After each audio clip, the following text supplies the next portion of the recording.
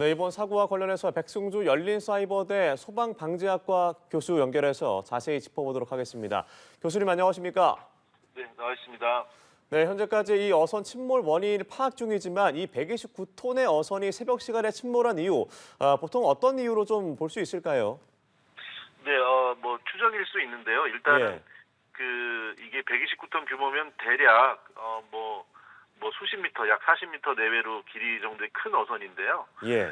선박이라는 게 그 배가 한 척 혹은 여러 척이 그물을 크게 이렇게 가두어서 포획하는 장비로서 그 그물도 많이 큰 그물을 얹게 되고요. 그리고 비양도 인근에서는 또 암초가 많아가지고 자초, 이렇게 암초 위에 얹힌 사례들도 있었거든요. 그래서 이게 침몰된 사례는 침수부터 신고를 됐다고 하니까 뭐 암초에 부딪혔다거나 뭐 기타 여러 이유로 침수를 시작으로 침몰되어서 어떤 사고가 있었을 것으로 그렇게 보입니다. 네, 정확한 부분은 계속 파악 중인 상황이겠습니다만은 이게 좀 늦은 시간에 새벽에 사고가 발생한 거잖아요. 실종자 구조에 있어서 힘겨운 점은 없을까요?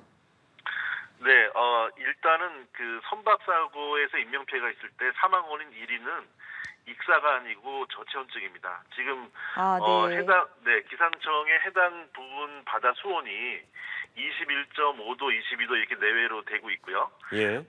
바람이 잔잔해서 파고오는 파도 높이는 0.5m 뭐 이 정도로 되는데요. 이게 기상 수온이 지금 기상보다도 바다밑 수온이 약간 2도 정도 높은 상태입니다. 그렇긴 하지만 이게 우리 저체온증은 사람 몸의 중심 체온이 35도씨 이하로 떨어지기 시작하면 시작되는데요. 똑같은 바깥 온도라도 기온보다 바닷속에 잠겨 있을 때 그 피해가 더 큽니다. 이거는 물이 공기보다 훨씬 더 많은 열을 뺏어가기 때문에 그런 건데요. 그래서 온도가 매우 낮은 편이 되고요. 이 정도 온도가 되면 골든타임은 1시간 정도로 봅니다. 1시간 이내로 보기 때문에 네. 매우 긴박한 상황이 되고요. 또 그런데 이게 이 구조자분들이 말씀드린 대로 물속에 완전히 잠겨 있느냐 아니면 물 밖에 계시느냐 또 혹은 매우 희망적으로 선박 안에 에어포켓에 계시냐 이렇게 돼서 물에 덜 노출된 상태면 역시 골든타임은 훨씬 더 길어지게 됩니다. 예, 골든타임이 1시간 정도라고 말씀을 해주셨는데 사실 사고가 난 시각을 보면 어두운 새벽 시간이었습니다. 이제 막 해가 뜨기 시작할 시간이어서 이제는 구조에 조금 더 순조롭게 다가갈 수 있다고 볼 수 있을까요? 네, 시야가 넓으니까 구조 상황은 훨씬 더 안정적일 텐데요. 지금 현재 상태로서는 이게 잔잔한 파도에서 신고한 선박이 침몰을 했기 때문에 예.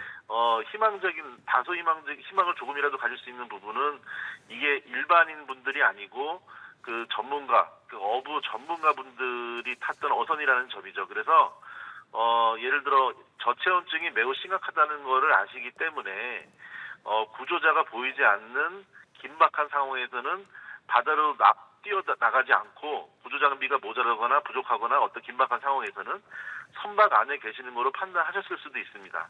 그런 부분 때문에 에어포켓이라는 매우 드문 경우지만 희망에 대한 부분을 말씀드린 거고요. 말씀드린 대로 그 구명조끼나 구명벌 이런 것들은 골든타임을 누리기 위해서 모든 바다의 구조 장비들은 바다 위에 떠 있는 것을 전제로 장비들을 가지고 있습니다. 그래서 바다 위에 떠 있는 상태로 부유가 돼 있을 수 있기 때문에 이렇게 구조하시고 시야가 넓은 부분은 매우 좀 나아진 상태로 가고요. 하지만 침몰이 된 시점에서는 시간은 점점 멀어지고 있다는 점이 매우 인명구조에서는 긴박한 상황입니다. 네, 이 선박이 129톤 금성호입니다. 그러면 좀 에어포켓이라든가 선박을 이용해서 수색을 기다릴 수 있는 여건이 좀 조성되어 있다고 생각해도 될까요? 네, 에어포켓이 있어서 거기에 요구자가 되실 것을 생각하는 것은 일단은 확률적으로는 매우 낮습니다. 하지만 그렇습니까? 네, 지금 현재 인명 구조를 하는 상태에서는 충분히 가능성이 있다고 판단을 하야 하고요. 네. 그렇게 판단하고 계실 겁니다. 이런 부분에서는 지금 선박이 에어포켓이 많이 생길 수 있는 경우는 오히려 정상적으로 그대로 내려간 게 아니고 옆으로나 뒤집어진 상태가 훨씬 더 에어포켓이 생길 확률은 높아지죠. 그런 부분에서는 이게 선박 내부로 결국에는 구조를 만약에 하게 된다면 잠수대원이 들어가서 구조하시게 되는데요. 네. 그건 마지막에 확실히 위치가 파악되고 연결이 되는 상태에서 진행이 되고 그 전에는 외부에서 실제 생존 가능성이 있는지를 탐지하게 됩니다. 그렇게 되니까 지금 현재는 선박이 밑으로 내려앉아서 침몰이 다 된 상태이지만 예. 그 밑에 암초나 지반이나 그 뻘 상태에 따라서 이게 다시 또 구르거나 넘어질 수도 있어요. 더 위험한 상태가 될 수 있기 때문에 바닷속은 시야도 없고요. 그렇기 때문에 더 선내 진입이라든가 섣부르게 무조건 들어간다 이런 부분보다는 구조대원의 안전도 그만큼 중요하니까 그 물속에 계신 상태로 1시간의 골든타임이 아니고 에어포켓이라면 조금 더 길 수도 있으니까 일단은 정확히 에어포켓이나 요구조가 계신지 조심스럽게 파악하는 게 중요합니다. 네, 이 윤석열 대통령도 사고 관련 보고를 받고 긴급 지시에 나섰습니다. 현장에 가용 자원 및 인력을 총동원해서 인명 수색과 구조에 만전을 다하라고 했는데 앞서도 말씀하셨지만 이 파도 상황이라던가 여러 가지를 고려했을 때 구조대원의 안전도 주의를 해야 된다고 말씀을 해주셨습니다. 어떤 인력 또 어떤 장비가 좀 필요할까요? 네, 지금 현재 그 잔잔한 파도여서 생존을 전제로 구조를 하는 것이 아직까지는 골든타임 기간일 수 있기 때문에 예. 가야 합니다. 아까 말씀드린 1시간 이내라는 것은 몸 전신이 물속에 잠겼을 때 얘기하는 거기 때문에요. 지금 현재도 생존 가능성이 충분히 있기 때문에 예를 들어 넓은 망망대해에서 실종이 있고 그 침몰 위치를 정확히 파악할 수 없는 상황이라면 매우 넓은 위치를 바둑판, 그리드 방식으로 수색하게 되는데요. 지금 현재는 섬 인근에서 명확히 지점도 인근하고 구조된 분들도 계시기 때문에 그 지점을 중심으로 조밀하게 넓혀나가는 방식으로 수색을 하시게 됩니다. 그렇게 되고요. 그래서 시야가 넓어져서 먼바다부터 전체 한다기보다 좁은 부분, 가능성이 더 높은 부분을 조밀히 수색을 하시고 그리고 또 하나의 가능성이 있는 침몰된 선박 안 같은 경우는 구조대원의 안전을 전제로 해서 신중히 접근하실 필요가 있습니다. 네, 조금 전 들어온 속보에 따르면 해경은 금성호가 어획물 운반선으로 옮겨 싣다가 전복된 것으로 추정된다라는 점을 밝혔고요. 지금 수색 작업에는 경비함정 14척, 항공기 4대, 민간 어선 8척 정도가 동원된 상황입니다. 지금 수색에 있어서는 이 정도 상황 괜찮습니까? 네, 사례로 보게 되면 이게 예를 들어 암초에 부딪혀서 파손이 돼서 침수가 되는 경우도 있는데요. 네. 암초는 바다 밑에 보이지 않는 높이의 육지 바위가 있는 거니까 좌초라는 표현을 합니다. 그러니까 침몰이 되지 않는 경우가 많죠. 그러니까 파손이 돼도 그 위에 얹히는 거죠.